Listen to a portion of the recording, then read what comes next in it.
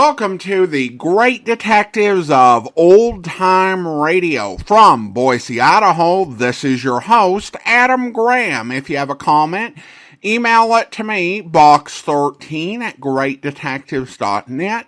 Follow us on Twitter @Radio Detectives, and check us out on Instagram, instagram.com/Great Detectives. If you're enjoying the podcast, please follow us using your favorite podcast software. Our listener support and appreciation campaign continues. You can become one of our Patreon supporters at patreon.greatdetectives.net, and you'll receive my monthly newsletter, as well as being able to choose our summer series for the amazing world of radio. In addition, if you support the podcast at the Seamus level of $4 or more per month, you get access to bonus old-time radio episodes, non-detective episodes, with some unique programs, as well as some programs with some of our detective heroes in non-detective roles. And you can do that at the Seamus level of $4 or more per month. But now it is time for this week's episode of Bulldog Drummond. The original air date, March 3rd, 1948, and the title is Death Rides a Racehorse.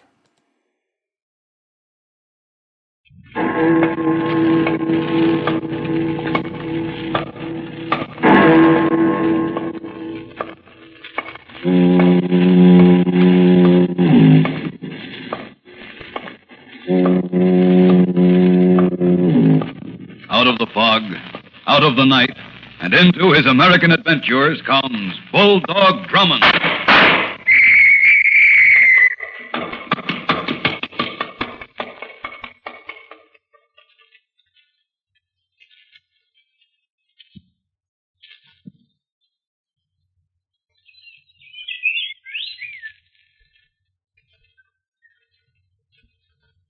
In the gray light of early morning, the young woman and the man stand at the finish line of the training track, their eyes intently following the racehorse as the jockey brings it down the home stretch. The young woman holds the stopwatch tensely in her hand. The horse rushes past the finish line, and the young woman snaps the control lever on the watch. The jockey slows his mount down and brings it back to the finish line at a slow trot. Easy, boy. Easy. How'd we do, Miss Peters? 147.5, Al. Nice riding, kid. Well, thanks, Mr. Connors. A mile and a 16th and 147.5. That's not bad, eh, Miss Peters? Not bad. That's darn good, Al. That's White Star's best time to date. Well, Mr. Connors, what do you think of him now? Miss Peters, I wouldn't believe it if I didn't see it myself. White Star was a complete washout last season as a 2-year-old. You know his record. He didn't show in the money once. I really figured I pulled a smart deal when I sold him to you. Sorry for your bargain now, huh? Well, a bargain's a bargain. Anyway, this was just a trial run. I'll hold off crying into my beer until I see how he makes out in a money race. Well, you'll do plenty of crying, Mr. Connors. White Star's going to be a real champion this season. That's right. With Al Russo up, he's a sure winner. With anybody up, Miss Peters. This pony's got what it takes. Say, I better get him back to the stable for a rub-down. I'll see you later. All right, Al. Wow. Yeah, Mr. Connors? Hold it a minute, will you? I'm going back to the stable. I'll walk with you. Sure. Do you mind, Miss Peters? No, go right ahead. And don't forget you're buying me champagne at the clubhouse if White Star wins tomorrow. Champagne it'll be. All right, Al. Let's go. Right. What are you trying to pull, Al? What do you mean, Nick? You know what I mean. You know just what I mean. You let this nag out all the way this morning on that track. You were riding him full. What was the idea? I just wanted to see what he could really do. Yeah? Why? Just curious. I told you to hold him back, didn't I? I got you the job with that Peters dame, so you do what I tell you. White Star wins when I say he wins and not before. He comes in under the wire when the odds are where I want them. You understand that? Well, yeah, sure, Nick, just as you say, but... Nick, one thing bothers me. What? What did you have done to this hay burner? Last season, he didn't have no more chance than a snowball in the Sahara. You dumped him on Helen Peters because he was a flop. Now, all of a sudden, he runs like man of war. What's the angle, Nick? I'm paying you to ride White Star the way I say to ride him. Is that right, Al? Yeah, that's right. Okay. So you just do that. I'm not paying you to ask questions, remember that. You get too nosy, and instead of riding that nag, you're liable to end up jockeying a hearse. Just remember that,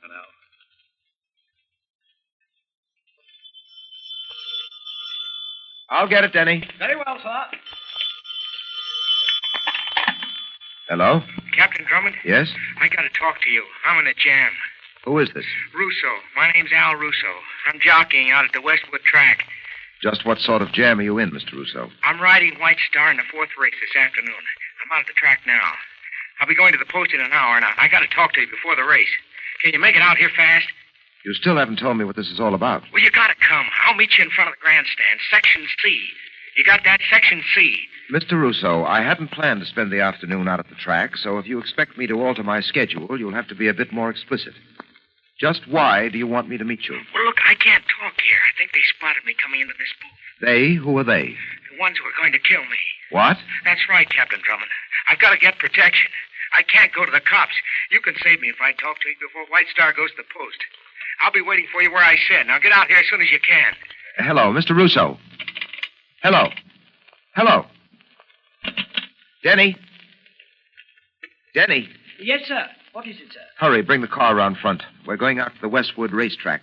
Westwood racetrack? But I thought we There's were a going change in our plans, Denny. But, sir, why this sudden and new interest in the horses? It's not the horses. It's my usual and old interest, murder. Now, hurry, get the car. I'll be out in a moment.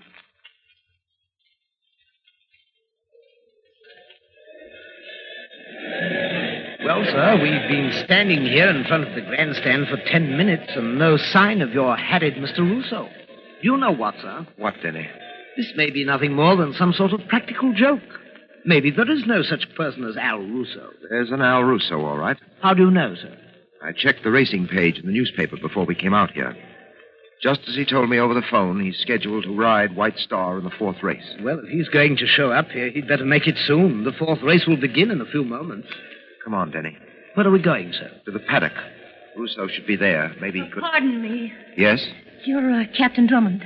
Yes? Sir, hadn't we better hurry? It's almost post time. Please, I must talk to you, Captain Drummond. Sorry, miss. Perhaps later. Just... Al sent me. Al Russo? Yes. Where is he? He couldn't meet you here. Well, where is he? He was afraid to come out into the open. And just who are you? I'm Al's wife, Captain Drummond. He's in trouble. So he said over the phone. Well, he's got to talk to you. He wouldn't tell me what it was, but I know it's something terrible. You will help him, won't you? I'll do everything I can. Thank you, thank you. Now, where can I speak to your husband, Mrs. Russo? Over there. At that line of telephone booths under the grandstand. He's waiting for you. He's in the 3rd booth. Al said I should wait out here and see if they follow you to him. All right, Mrs. Russo. We'll be back to talk to you after I see your husband. Yes, I'll be right here. Come along, Denny. I'm with you, sir.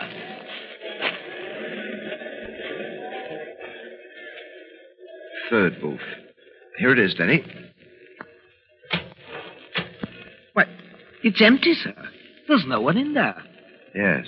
But Mrs. Russo said he was waiting here for you. Denny, Mrs. Russo isn't a woman of her word for more reasons than one. What do you mean by that, sir? Look over there, where we were talking to Mrs. Russo. Why, she's not there. She's disappeared. Exactly. Come on, Denny, hurry. Where to now? The paddock. What do you suppose this is all about? Why did Mrs. Russo tell us her husband was in that telephone booth and then vanish herself? Now, I think that's your answer, Denny. Oh, I say, they're calling the horses to the post for the 4th race. Exactly. And there goes White Star to the starting gate with the others. That's your answer, all right. We were tricked by Mrs. Russo. It was a stall to keep us away from her husband until the race began.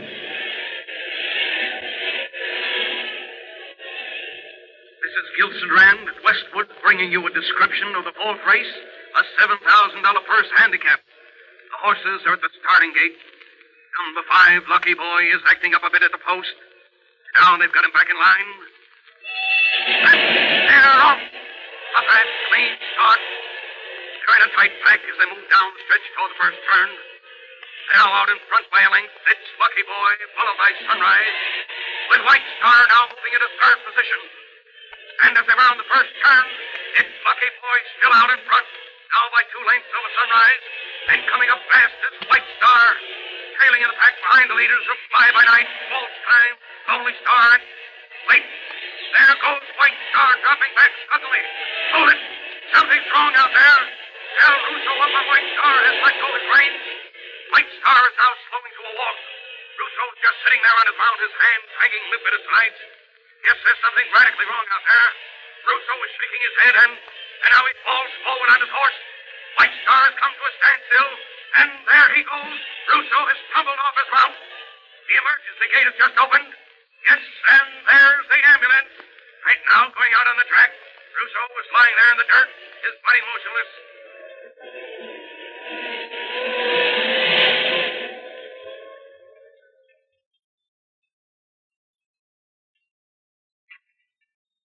Captain Drummond.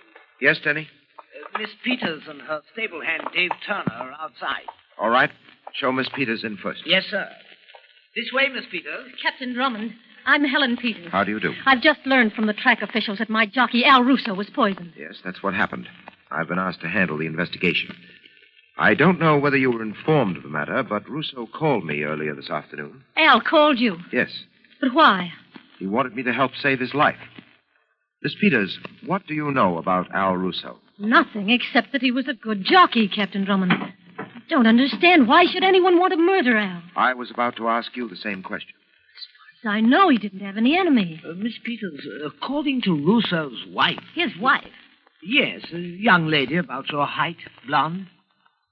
Didn't know Al was married. He didn't tell me. Denny, I doubt seriously if the young woman was Russo's wife. While you went for Miss Peters, I checked with the other jockeys here. As far as they knew, Russo was single. That mysterious woman was just playing her part in the murder game. Captain Drummond. Yes, Miss Peters? I was with Al in the paddock when he mounted White Star. He seemed perfectly well then. He was at that point. But they said he was poisoned. That's correct.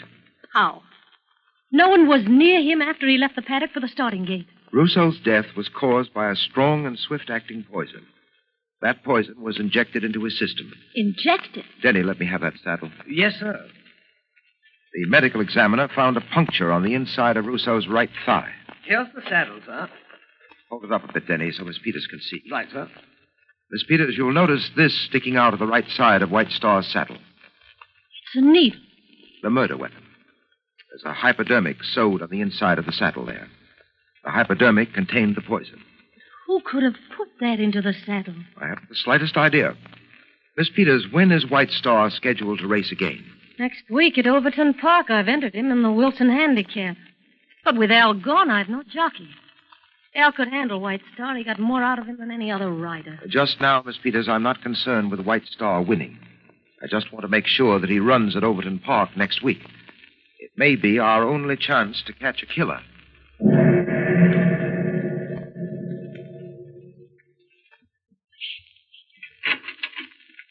You got another jockey, Mr. Connors. Who'd you get, Dave? Teddy Lynch. Lynch is a smart kid, Mr. Connors. He knows how to ride to win. He can bring White Star under the wire in the Wilson Handicap next week. What about Drummond?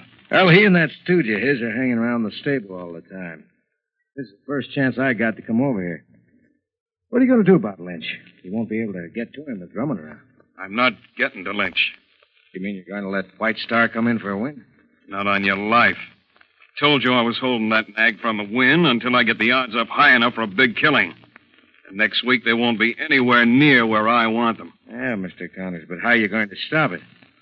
When you taking White Star to Overton Park? Tuesday night. You drive over by Route 6? Yeah. All right. Here's what you do. 10 miles outside of town, there's an intersection. Halsey Corners, it's called. I know the place. Okay. You turn right onto 15A and go along for 7 miles. Then you come to a sign that says The Yokes. It's a farm a little off the main road. The Yokes? Right. I'll meet you there. Everything will be set for the nag. Pulling a reverse, huh, Mr. Connors? What do you think? I got too much invested to let White Star win yet. Got everything straight, Dave? Sure, but what about Drummond? What about him? Maybe he'll take it into his head to follow the truck. If he does, it'll be the last following he'll ever do. Don't worry about Drummond. I'll have everything set for him, too.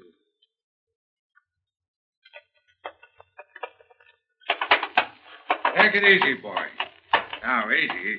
He seems to be a little nervous tonight, Dave. I think White Star kind of misses Al, Miss Peters. I don't usually have this trouble loading them on the truck this way, boy. Come on. Easy now. Good evening, Miss Peters. Oh, Captain Drummond, I thought you and Teddy Lynch went on to Overton. I changed my mind. Denny and I have some work to do. I sent Lynch on ahead. By the way, what do you think of Lynch? Seems to be a fine jockey. I told you he'd work out. We both may get what we want at Overton. You a victory for White Star, and I, Al Russo's murderer. All set, Miss Peters. Well, then you better get started, Dave. Sure thing. Just as soon as I get this ramp up, I'm off. You found any trace of that woman who said she was Mrs. Russo? Not a sign of her. But I have an idea she'll show up sooner or later. All ready to get underway, Miss Peters. All right, Dave. I'll see you tomorrow morning at Overton. Good night. Good night.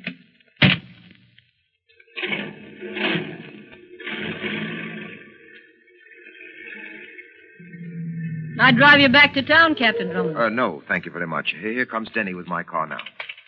All set, sir? Yes, Denny. See you at Overton, Miss Peters. All right, Denny, let's go. Right, sir. Keep on the tail of that truck. Right, sir. Not too close. I don't want him to suspect he's being followed.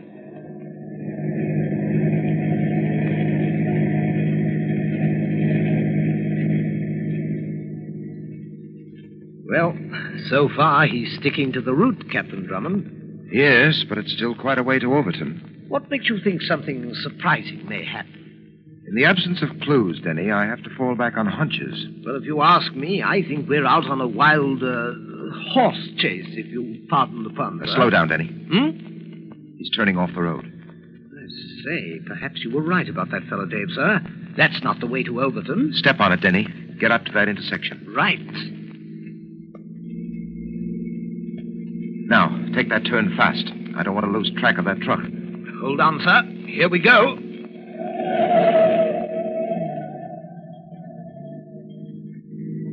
Ah, there he is, up ahead. He's picking up speed. Keep after him.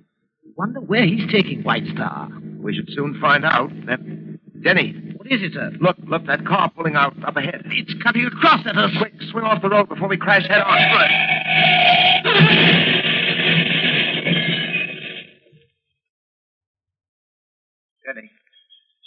Denny. Oh, I'm all right, sir. It's just my arm. We're certainly lucky. We might have been killed. That apparently was their intention. You mean that wasn't an accident? Not by a long shot. That car was evidently waiting for us to come along. Someone had made preparations in the event that the truck carrying White Star was tailed. At any rate, Denny, one of my hunches has been proven correct. No doubt about it, we were on the right track. Yes, but now, unfortunately, sir, we've been derailed. Only temporarily, Denny. Only temporarily. But what about the truck? We've lost it. Oh, I'm sure White Star will turn up at Overton safe and sound. Yes, but what about us? Well, first we get in touch with the local police and arrange for our sudden passing. Sudden passing? What do you mean, sir? We're dead, Denny. Dead? That's the way the newspapers will carry the story. Captain Hugh Drummond and Denny killed in auto crash. How does that sound to you? Frightful. What's the idea? I want our would-be assailants to think they were successful. It would make our work more simple. So, Denny, for the time being, we're dead.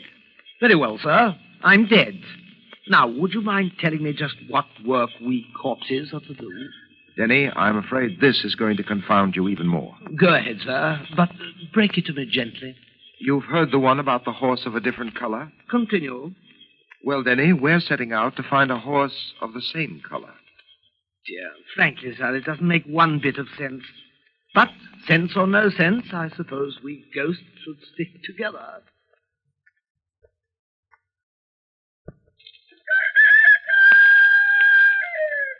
All right. We'll try that barn first. Really, Captain Drummond, we're taking quite a gamble sneaking about farms in this fashion. We're liable to run up against a farmer who'll take us for trespassers and greet us with a load of buckshot. I'm afraid we'll just have to chance that. Very well, sir. But how long are we going to keep this prowling up? Until I find what we're looking for. I'm sure it's someplace in this area. All right, open that door and we'll see what this barn has to offer. All right, come on.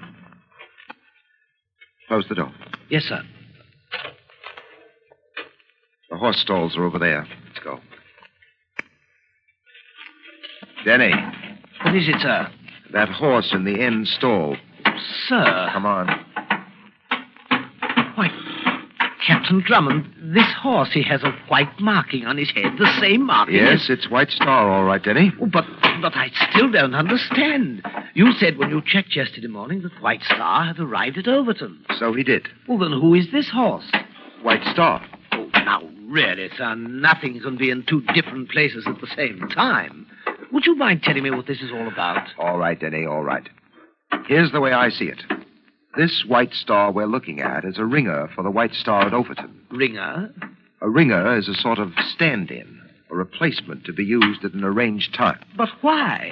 Well, Denny, in horse racing, there's a very good reason, money. The two White Stars are identical, probably, in all factors but one, speed. That's where the money angle is put to work. You remember, we checked on White Star's past record. Yes, it was quite undistinguished. Exactly. No wins. The odds against White Star coming in first are great. Oh, I see, sir. If White Star wins, the one who bets on him will be richly rewarded. That's right, Denny. And the chances are that one of the White Stars stands a very good chance of winning. I say, Captain Drummond, do you suppose Miss Peters knows about this? From the way things look, it doesn't appear so. White Star was sold to her last season by Nick Connors. In the past, Connors' dealings in horseflesh have been on the shady side. Oh, then perhaps Connors had something to do with Al Russo's murder. It's altogether likely, Denny. But we'll have to prove that by drawing Connors out. How do you expect to accomplish that, sir? By seeing just how interested he is in the way White Star runs. Denny, we're getting this horse out of here. And then what? You and I are taking him to Overton to make an unauthorized switch in horses. Then we'll wait until tomorrow's race and see if we can encircle the murderers with our ringer.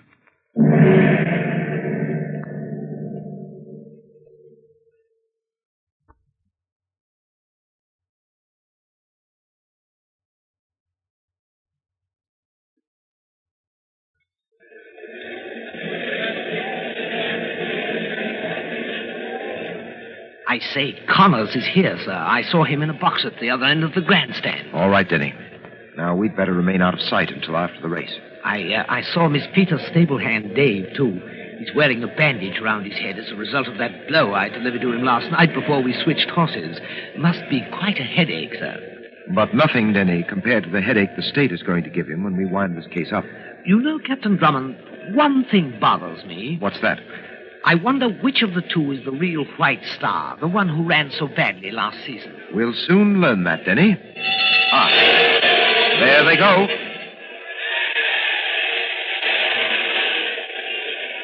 as they come around the far turn, it's Seminole still out in front by 2 lengths over Rocky Ridge, with Dusty King moving up to take third position of a win song. Seminole has now extended his lead by 3 full lengths, and wait, there's White Star coming up fast on the inside. Yes, he's making his bid. White Star with Teddy Lynch up. He passes Dusty King to capture the number 3 slot, and he's still moving up. White Star, the 20-1 shot up there among the leaders. And as around the turn into the home stretch, it's Seminole still in the lead. And there goes White Star past Rocky Ridge into second place. And he's still coming up fast. Jockey Teddy Lynch is pushing his mount. Pushing. And now it's White Star challenging Seminole. And he's up there. Seminole and White Star neck and neck. White Star and Seminole as they head for the finish line. And here they come. And it's White Star the winner.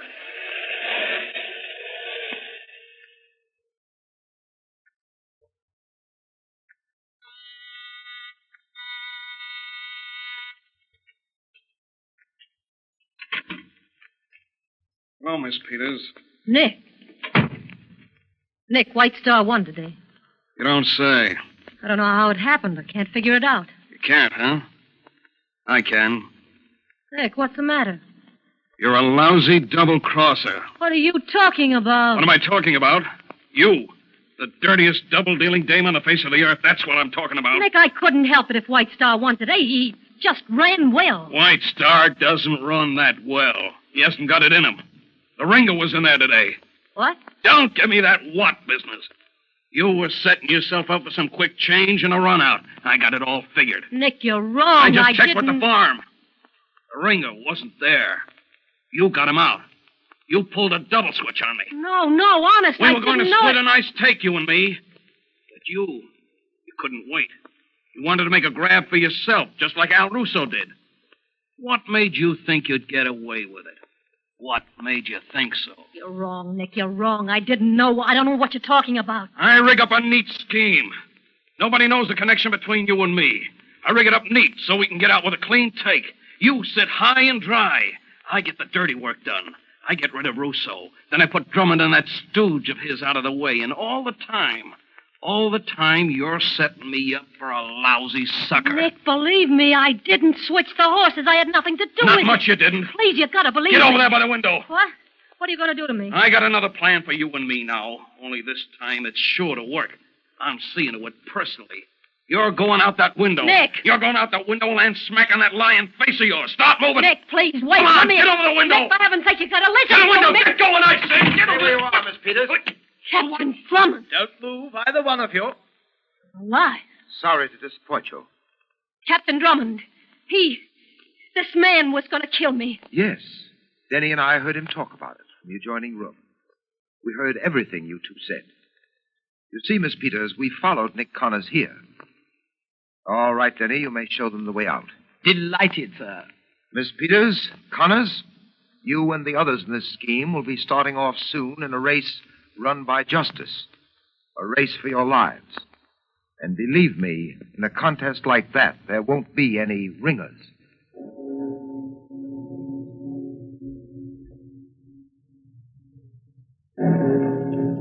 I'll be back in a moment to tell you about next week's story.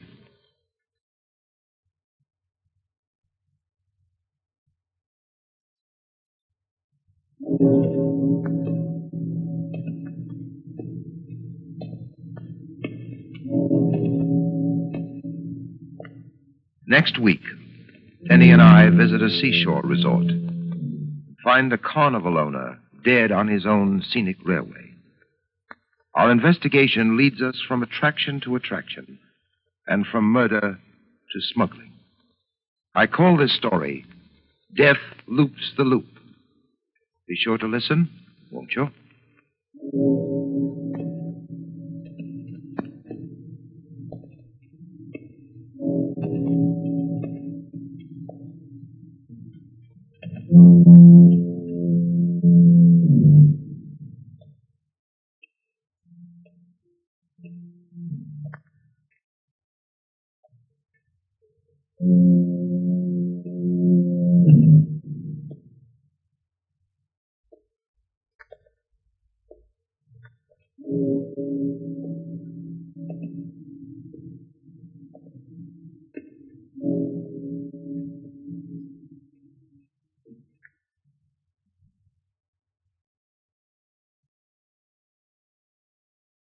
Welcome back. This was a fun case, and Captain Drummond got to show his usual cleverness and a flair for the dramatic. Now, that's not to say that it's perfect, and there are two big logical problems that bother me about this episode. First of all, who impersonated the jockey's wife? It seems like our villain had a spare accomplice lying around who is unaccounted for at the end. And, it doesn't make sense like he was the leader of some criminal organization that he would have spare accomplices.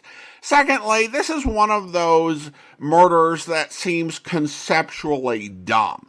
Obviously, the jockey knew this was a crooked deal, but the boss hadn't explained about the ringer. Because, as was stated later, the actual horse didn't have it in him to win, only the ringer did. So apparently the jockey was being allowed to ride both horses, but didn't know he was riding both horses. Or he had only been allowed to ride the ringer and hadn't been allowed to ride the horse that he was going to have to ride during the races.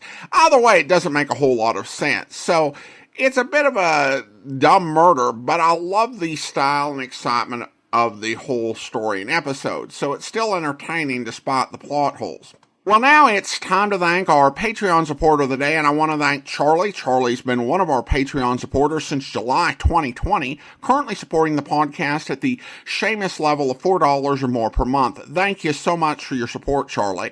And that will actually do it for today. If you're enjoying the podcast, please follow us using your favorite podcast software, and be sure to rate and review the podcast wherever you download it from.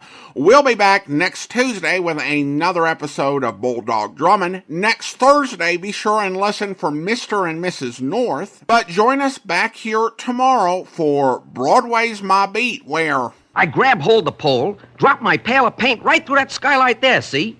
I look for spilled paint. I find a dead man. That is the experience that happened today to Clem Picasso, flagpole painter. Unforgettable. It'll live in my memory, too. You got anything to add to that, Doc? Only this, Denny. This room is a fortress. Dane must have built it on top of his penthouse for a retreat. It's ventilated by an air conditioning system. The only source of outside light is that skylight, and that's at least 30 feet from the floor. Mm-hmm. There's no phone, and the room was locked and bolted from the outside. Dane couldn't get out. This place is bare. No writing materials, nothing. Yeah, like a tomb. Maybe he needed this kind of atmosphere to think. Maybe. All the boys found when they broke in here was Dane and that table, loaded with food, all jarred. Fruits, chicken, all sorts of good things to eat. What's the matter, Doc? You hungry? Just tell me how Dane died. He died of starvation, Danny. Huh? Yeah, all that food, and he died of starvation. I hope you'll be with us then. In the meantime, send your comments to box13@greatdetectives.net. Follow us on Twitter at Radio Detectives, and check us out on Instagram, instagram.com/Great Detectives. From Boise, Idaho, this is your host, Adam Graham, signing off.